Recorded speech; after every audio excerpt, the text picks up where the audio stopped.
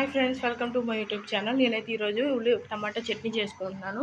దీన్నైతే ఇడ్లీ, దోశ, రైస్లో కూడా తీసుకోవచ్చండి. ముందుగా కళాయి పెట్టుకొని ఆయిల్ వేసుకొని కొంచెం శనగపప్పు, మినపప్పు, అలాగే కొంచెం జీలకర్ర, ధనియాలు వేసుకొని ఇలా పచ్చిమిర్చి వేసుకొని వేయించుకున్నానండి.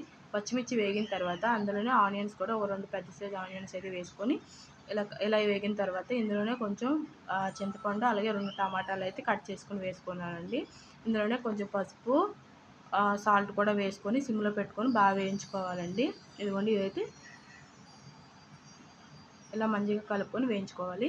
ఇలా వేగిన తర్వాత అయితే చల్లారి పెట్టుకొని మిక్సీ పట్టుకోవాలండి. మిక్సీ పట్టుకునేటప్పుడు కొంచెం అల్లం వెల్లుల్లిపాయలు కూడా వేసుకొని మిక్సీ పట్టుకొని మళ్ళీ కళాయి పెట్టుకొని కొంచెం ఆయిల్, మినపప్పు, అలాగే శనగపప్పు, ఆవాలు, జీలకర్ర వేసుకొని కరివేపాకు, ఎండుమిర్చి కూడా వేసుకొని తాలింపు వేసుకోవాలండి.